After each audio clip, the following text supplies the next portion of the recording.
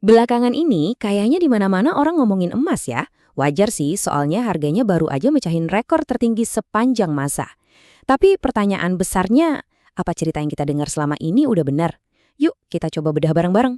Oke, coba kita bayangin sejenak ya. Kita lagi ada di bulan Oktober 2025, dan tiba-tiba harga emas, nyentuh angka yang gila banget.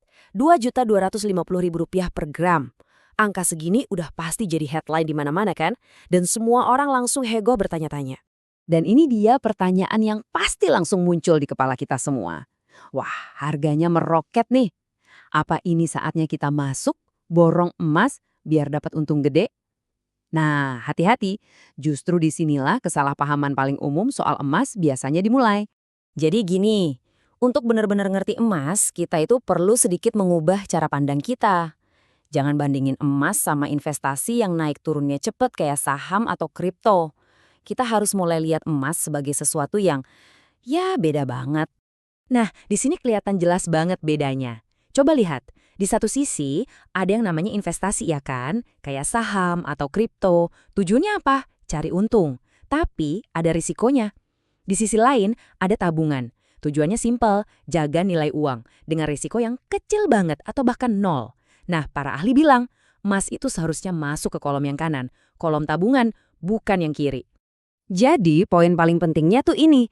Emas itu bukan didesain untuk bikin kita jadi super kaya, tapi justru ngejaga kita supaya nggak jadi miskin. Maksudnya gimana? Idenya itu, emas nggak punya risiko jatuh parah kayak investasi, tapi juga nggak ngasih keuntungan yang meledak-ledak. Nilainya cenderung stabil terus. Kok bisa? Nah, kata kuncinya adalah daya beli. Apa sih daya beli itu? Gampangnya gini, daya beli itu kekuatan uang kita buat beli barang dan jasa. Kalau harga-harga pada naik, artinya daya beli uang kita turun kan? Walaupun jumlah nominal uang kita sama. Nah, disinilah emas menunjukkan kekuatan aslinya. Nah, kutipan ini ngejelasin poin tadi dengan sempurna. Bayangin, selama 1400 tahun, satu dinar emas itu nilainya selalu cukup buat beli seekor kambing, dari dulu sampai sekarang. Jadi, yang berubah drastis itu bukan nilai emasnya loh, tapi nilai uang kertas yang kita pakai sehari-hari. Ini ngebawa kita ke sebuah kesimpulan yang penting banget. Jadi, lawan tanding emas yang sesungguhnya itu bukan saham, bukan properti, bukan kripto, tapi uang kertas yang ada di dompet kita sendiri. Ini nih inti dari semua pembahasan kita. Jadi, waktu kita lihat harga emas naik jadi 2 jutaan per gram, yang sebenarnya terjadi adalah nilai rupiah kita yang lagi turun. Simpelnya, kita butuh lebih banyak lembaran rupiah buat beli emas dengan berat yang sama. Coba deh kita lihat data ini. Ini benar-benar membuka mata. Tabel ini bandingin pertumbuhan jumlah uang yang beredar di dunia, istilahnya M2, itu semua uang tunai dan simpanan, dengan pertumbuhan total emas yang udah ditambang. Lihat deh, dari tahun 1959 sampai 2023, jumlah uang itu meledak, naik 113 kali lipat, sementara nilai total emas cuma naik sekitar 36 kali lipat. Kelihatan kan? Gapnya gede banget. Kesimpulannya sebenarnya sederhana banget. Ini prinsip ekonomi dasar. Kalau suplai sesuatu, dalam kasus ini ya uang, terus-terusan ditambah secara besar-besaran, tapi nilai dibaliknya nggak nambah, ya otomatis nilainya bakal makin turun.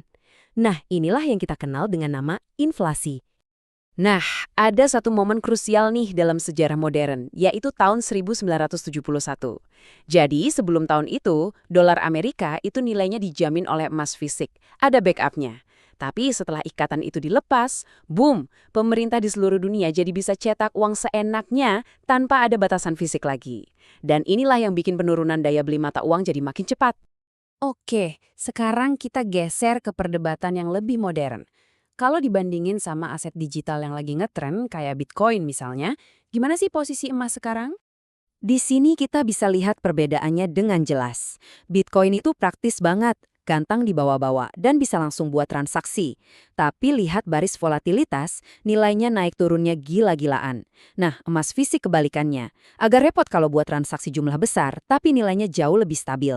Eits, tapi ada satu kesamaan penting loh di antara keduanya. Kalau kita pegang sendiri, mau itu emas batangan di brankas atau Bitcoin di dompet digital pribadi, kita nggak bergantung sama pihak ketiga kayak bank atau pemerintah. Ini yang disebut tanpa resiko pihak ketiga. Jadi, kesimpulan simpelnya, mereka ini punya fungsi yang beda banget. Emas itu buat nabung, buat jaga nilai kekayaan. Sementara Bitcoin lebih ke arah transaksi dan investasi yang risikonya tinggi. Dua-duanya punya tempatnya masing-masing, tapi perannya nggak bisa disamain. Nah, ada satu lagi nih keuntungan punya emas fisik yang sering kali kita lupakan. Apa itu? Aspek psikologisnya. Jadi ini bukan cuma soal hitung-hitungan angka, tapi juga soal kebiasaan dan perilaku kita. Proses nabung emas fisik itu benar-benar ngebangun disiplin loh. Kenapa? Karena emas kan nggak bisa langsung dipakai buat beli kopi atau jajan online. Sifat fisiknya ini maksa kita buat mikir 2 kali sebelum mencairkannya. Biasanya, kita baru akan jual emas kalau ada tujuan besar yang udah direncanain, misalnya buat lunasin jaya haji atau DP rumah. Ini nih, nasihat yang keren banget dan justru datang dari seorang penjual emas ke pelanggannya sendiri. Ini benar-benar menegaskan ide bahwa tujuan utama nabung emas itu bukan buat trading cari untung cepat, tapi lebih ke ngerem kebiasaan boros kita dan ngebangun pondasi kekayaan buat jangka panjang. Tapi tunggu dulu, pembahasan kita belum selesai. Ada satu pertanyaan terakhir yang penting banget buat kita renungkan bareng-bareng. Ada sisi lain dari medali ini yang menyangkut gambaran ekonomi yang lebih besar. Ini dia inti dilemanya.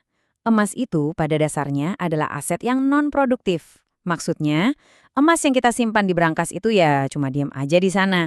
Uangnya nggak berputar di ekonomi, nggak dipakai buat modalin bisnis baru, nggak biayain riset teknologi, dan nggak menciptakan lapangan kerja. Nah, jadi kita dihadapkan sama semacam trade-off atau pertukaran yang penting nih. Di satu sisi, ya nabung emas itu cara yang cerdas buat ngelindungin kekayaan pribadi kita dari gerusan inflasi. Tapi, di sisi lain coba bayangin kalau semua orang melakukan itu.